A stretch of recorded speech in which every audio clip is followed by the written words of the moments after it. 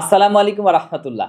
Indian visa নিয়ে দুশ্চিন্তার সময় শেষ, কারণ ভিসা ইনফরমেশন শুরু করেছে Indian medical visa, business visa, student visa এবং ডাবল এন্ট্রি ভিসা প্রসেসিং এর কাজ। আমরা যেখানে লক্ষাধিক মানুষের ভিসা করেছি, সেইখানে আমার নিজের ইন্ডিয়ান ভিসা করতে গিয়ে দেখলাম যে হাজার হাজার মানুষ এখানে প্রতারিত হচ্ছে বা হয়রানির শিকার হচ্ছে। সেই হয়রানি দূর করতে visa information Indian visa processing এর কাজ শুরু করেছে। ইন্ডিয়ান ভিসা প্রসেসিং এর জন্য ফার্স্টে মাথায় রাখতে হবে যে ইন্ডিয়ান এম্বাসির বর্তমান কি কি রুলস রয়েছে। প্রতিনিয়ত এম্বাসি তাদের রুলস পরিবর্তন করে।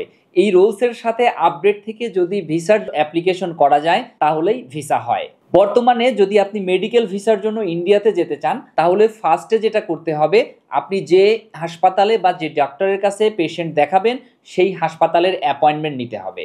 অ্যাপয়েন্টমেন্টের পরে ইন্ডিয়ান ভিসার জন্য আবেদন করতে হবে। আবেদন কপি, অ্যাপয়েন্টমেন্ট এবং ইন্ডিয়া থেকে প্রাপ্ত আয়ুষ সার্টিফিকেট দিয়ে আপনাকে এম্বাসিতে অনলাইনে স্লট বুক করতে হবে। স্লট বুকিং এর পরে এম্বাসি আপনাকে যে ডেট দিবে সেই ডেটে এম্বাসিতে গিয়ে অ্যাপয়েন্টমেন্ট দিতে হবে বা পাসপোর্ট জমা দিতে হবে। আপনার সকল ডকুমেন্ট যদি ঠিক থাকে তাহলেই ইন্ডিয়ান এম্বাসি আপনাকে ভিসা দিবে। ইন্ডিয়াতে বর্তমানে মেডিকেল ভিসা ছাড়াও বিজনেস ভিসা, স্টুডেন্ট ভিসা এবং ডাবল এন্ট্রি ভিসা চালু রয়েছে।